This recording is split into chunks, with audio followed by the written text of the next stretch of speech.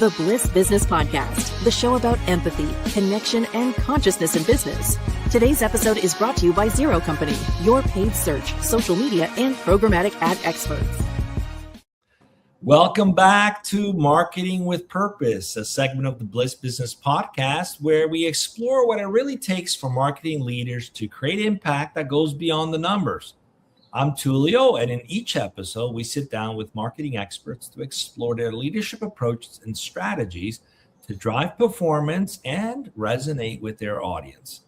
Together, we'll dive into what's working, what's not, and how purpose and empathy can transform the way brands connect with people.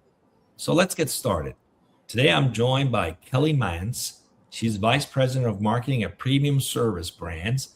Kelly leads the integrated marketing vision across a growing portfolio of franchise brands, bringing more than 20 years of experience across healthcare, technology, education, and government.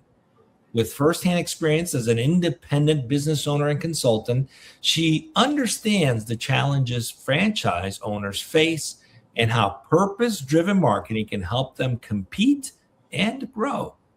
Known for building and leading high-performing teams, Kelly focuses on helping brands tell meaningful stories and creating lasting connection that drive scalable growth. We're going to explore driving scalable growth through marketing. I'm really excited to dive into this. Welcome to the show, Kelly. Thank you so much for having me. It's great to be here. So, Kelly, before we dive in, I'd love to understand why you picked this topic and why you think it's timely right now. So for companies that have multiple brands like premium service brands, driving scalable growth is essential. It's not optional. You have to find savvy ways to build campaign strategies that are stable across all brands, but also can be customized to each of the brand's unique tone and voice. So that's why we need to be able to scale across all of the markets. In my experience in marketing over all the years, I've seen a lot of disparate campaigns put together. Marketing becomes, reactive instead of proactive. There's no real integrated plan, or the plan doesn't align up to corporate, strategy and goals. And so all of these one-off campaigns and assets have no real tie-in to the bigger picture.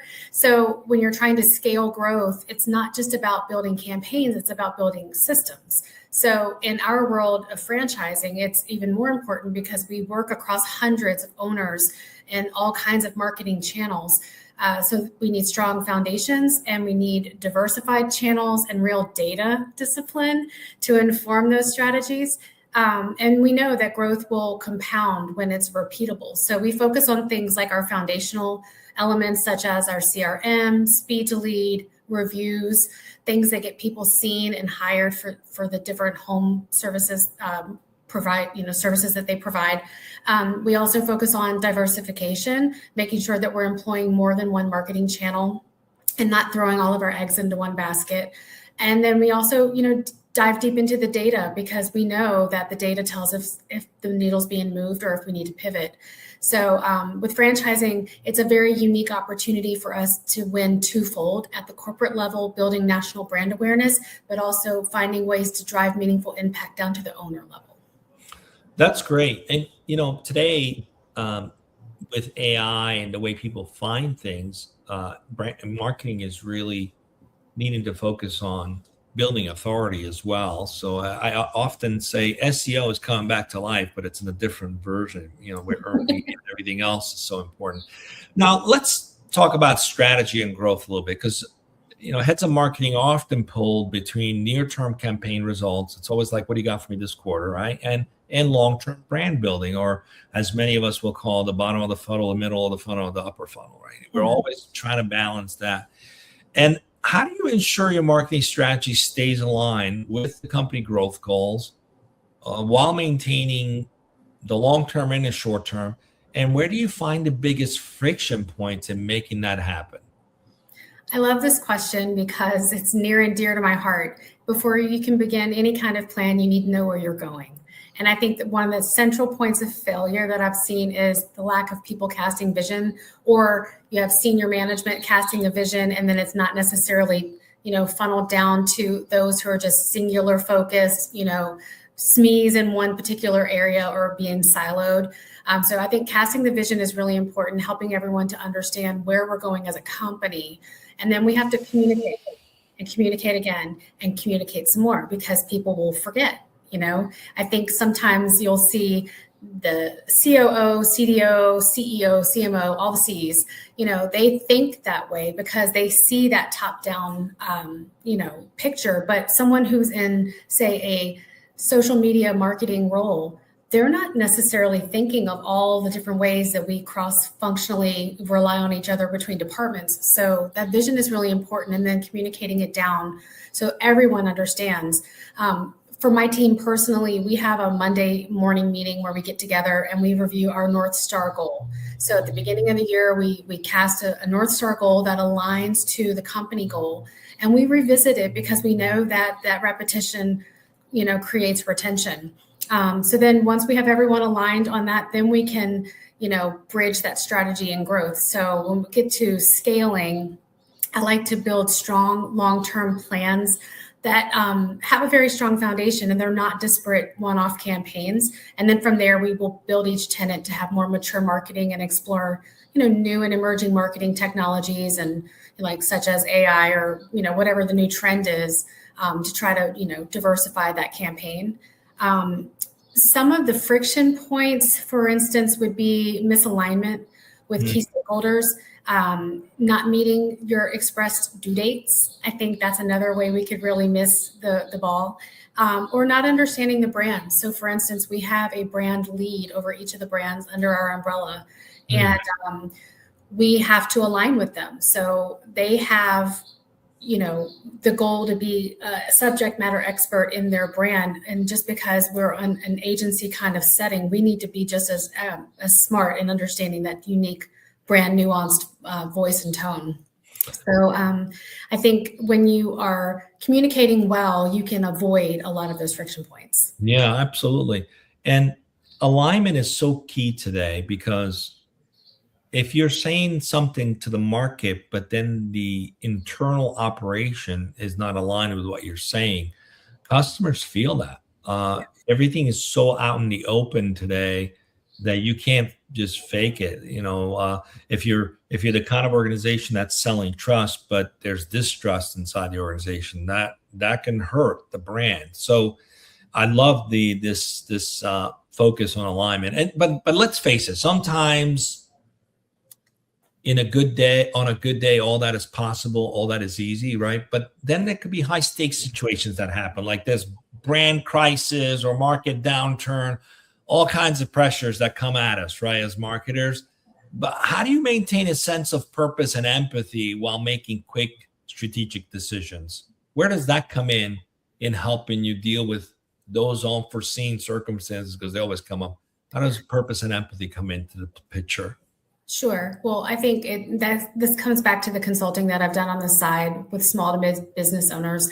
You have to remember that their livelihoods are on the line and that they need help. And so what can our team do? What can I do to help them during this time, so that they feel and know that they're being supported with, expertise? Marketing oftentimes can consist of a lot of creating, but it isn't tracked as much as it should be. So I think knowing your numbers is really important, because then if something like this does happen, you will know your numbers and know where you can make the biggest impact the quickest.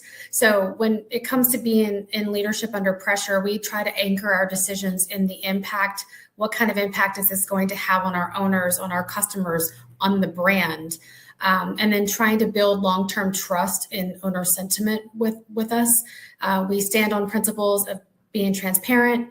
We want to be principled in the way that we approach things and action-oriented. And so we try to lead with empathy. I love that, because it's focused on the needs of people. One of the questions I always ask is, what's at stake if this fails? Like, I don't think enough people ask the question to try to understand what's at stake for the individual, whether you're a service provider or a product provider, or even if it's an employee. So I love that focus, and there's people's livelihood at stake here. I love that. Now, when entering, for example, a new market, I mean, in the franchise business, one of the exciting things about being a franchisor is that you're always entering new markets. Yes. And what's been the most effective way, for example, we talked about alignment earlier, aligning sales, product or service, and customer success team. Where does that alignment tend to break down from your experience? I think the biggest key takeaway, if anyone takes anything from this session, is get the right people in the room from the beginning so everyone can be aligned from the jump. It's great if you have a strong project plan, but if you don't have the right people there, you can make a plan that sends you off in the wrong direction. I think about that book, Atomic Habits. And in it, there's an example of if a plane is set to go on course and they go 1 degree off course over a period of so many miles, they end up much further away from where they were supposed to be. And then the same way, you can have the best of intentions and put together the greatest marketing plan, and then you didn't ask how this might impact a brand lead. Or you might build a campaign around, say, painting, and it's not the right season. You're not doing exterior painting in the middle of the winter. Why would you do that? So, things like that. Having the right people in the room It's is very special paint that doesn't freeze, Kelly. Oh, yeah, it's very, very special. Except for your hands, they'll freeze while you. Yeah. Yeah. So I think that that's probably the biggest thing. And then when you have those people in the room, you want to align with them. And it's not just saying, okay, I'm doing this, you're doing that. It's shared ownership in the success of the campaign. So, you want to identify the handoffs. So when this piece is complete, it goes to this department. They're going to take it from here, take the baton, run with it. And then align on, who's the customer? What are the success metrics? Where are there gaps in the journey that we can address? And then, we need to define, what does good look like? What are we going to look back on this campaign and say this was really successful? I think in answering the question about the biggest breakdown, a lot of times I think it comes back to the lack of clarity, not having alignment with your key stakeholders, which it goes back to my communications point. You really need strong communications internally and externally. And then, again, just aligning on the gaps. And then, I like to say that alignment isn't a meeting and, it's a system. Yeah, absolutely. I mean, I love the combination. You've used the word alignment and communication quite often. To me, it resonates as being tuned in, really being tuned in. And it's more about listening. Like we talk about communication sometimes as a message outward, but a lot of it is listening, right? So can you share a time in maybe where you were listening to customer feedback or even behavior data that completely shifted your campaign direction? Sometimes the data says one story, but then when you're tuned in to the reality, what people are actually saying, you end up doing something else that may sometimes be in alignment with the data and sometimes not 100% in alignment. But being tuned in allows you to see the reality. So, and what has that taught you about balancing, for example, intuition, which is fed through being tuned in, and analytics? So I love this as a follow-up question because I think of a specific instance where this all came to play. I was working at an agency and they had continuing education credits for healthcare professionals. And they had, at the time, the model was completely free. So if you were a doctor or a nurse practitioner, you could come in and you could take these ongoing CE credit classes and it would be no additional charge. But then they decided to monetize. So it went from a free model to a fee model. So I knew instantly there was going to be probably some backlash from that because it wasn't going to be beneficial for that owner. So you have to, put value around that. What are they going to get? They're going to get more diversified trainings. They're going to get higher quality trainings. Recertification is easier, all of the different things packaged. But the leadership decided that they were going to price it at, $399 a year for a course. I knew that was going to be a big leap from free to fee. And I said, should we maybe survey, maybe get an idea of like what, they want to do some competitor analysis, see what other places are charging. They were like, no, $399 feels right. So based on feelings, they set it at $399. And then lo and behold, like, why are we not selling any of these models? What's happening? So I had a very simple but effective tool. It was a page pop-up. Oh, why are you leaving? Is it this, or this? And it was 99.99% price. So because I put that in place and took it back to leadership, I was able to reason with them to say, hey, I think we need to revisit this. They dropped it back down, added more value to the whole program, and then they started selling units. So I think it's really important that you pay attention to consumer behavior and do your research. Don't just go off of feelings.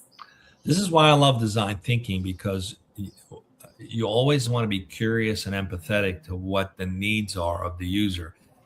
And if you remember anything, never assume because you've been in this space forever that you have the answers, because the answers change, and it's always the user that's going to tell you the truth.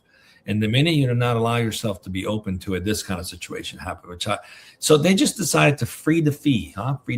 But I love that. I mean, that really speaks to being tuned in, listening, and adjusting.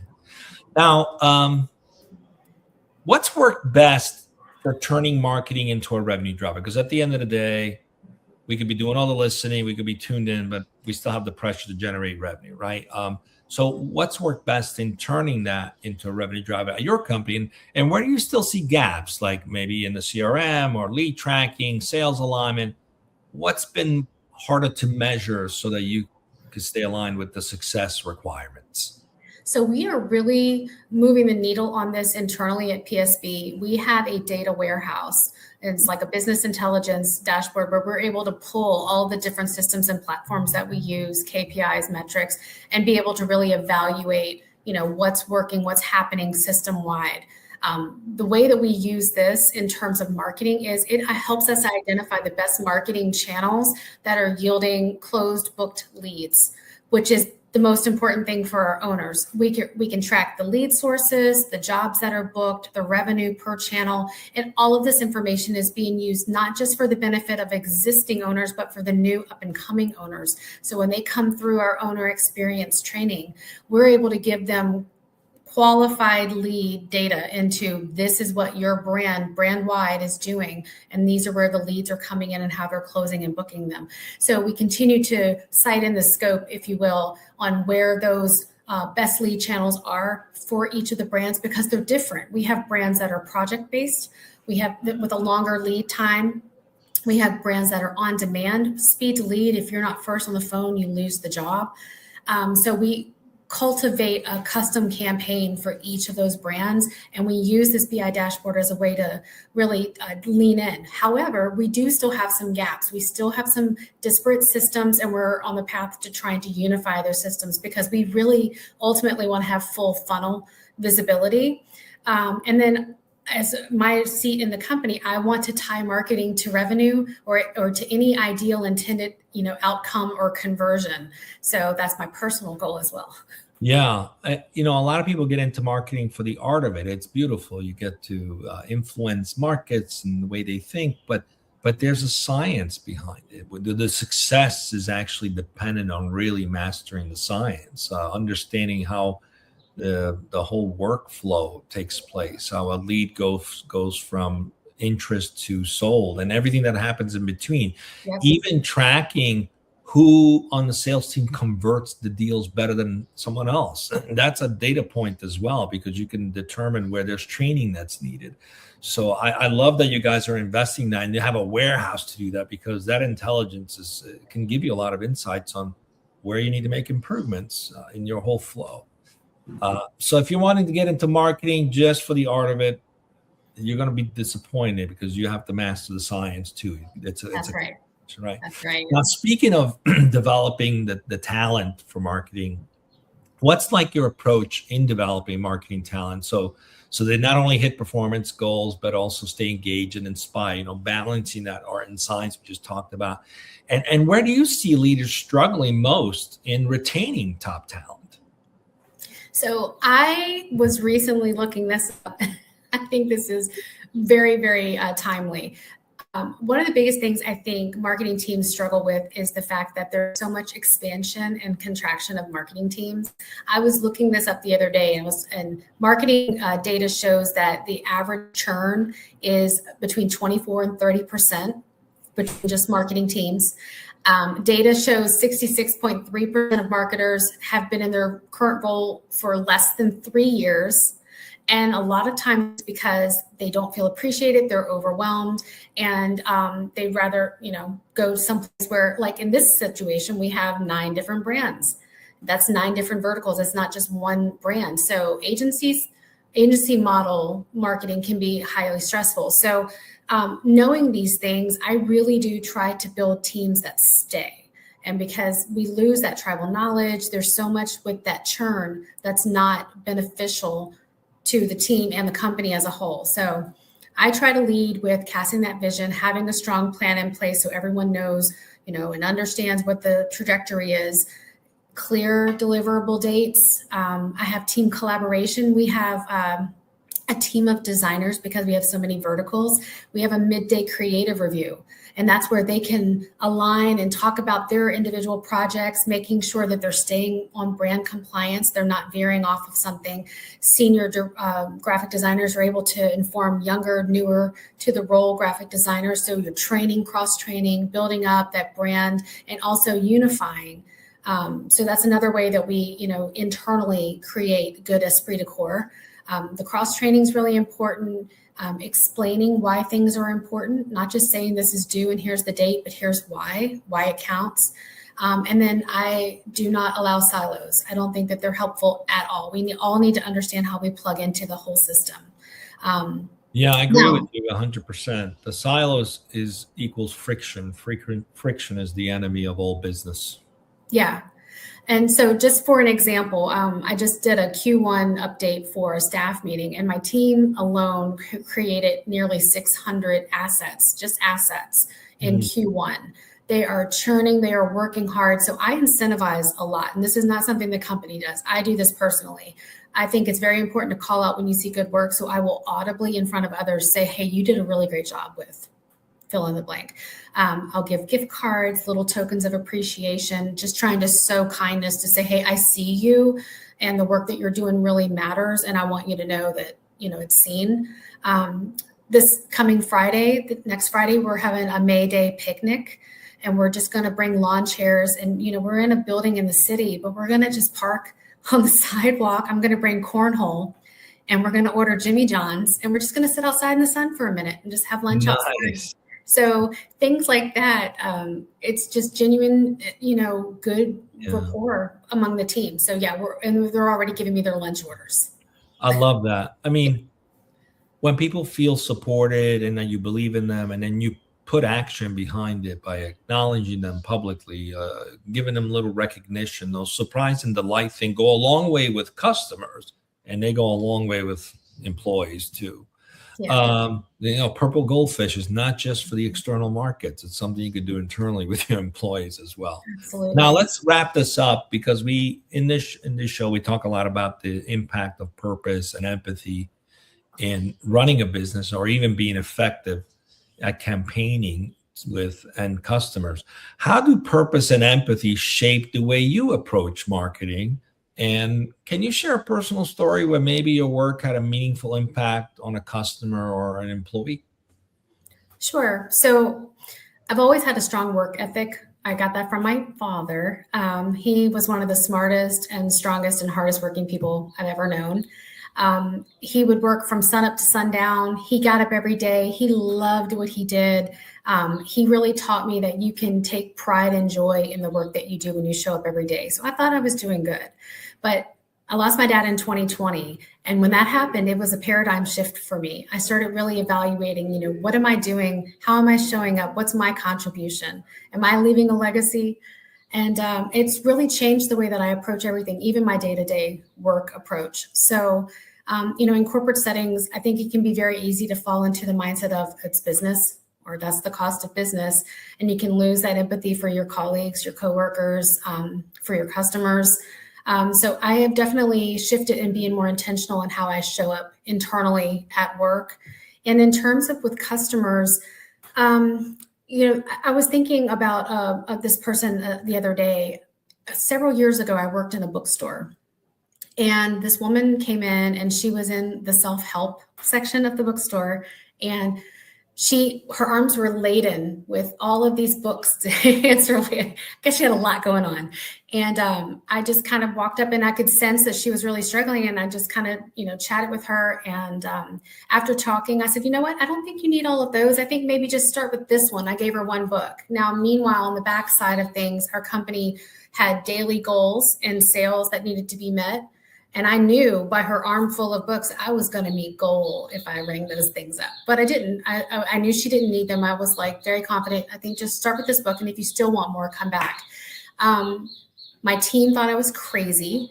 They said, I can't believe it. We were down. We were going to make goal if you. And I said, you know what? It's going to work out. It'll be fine. So she purchased her one book. She left. And then about 2.5 hours later, this woman came in and says, you know what? I just bought a new house and I want to get more books. I have a library now. And she ended up buying 3 or 4 times the amount of books.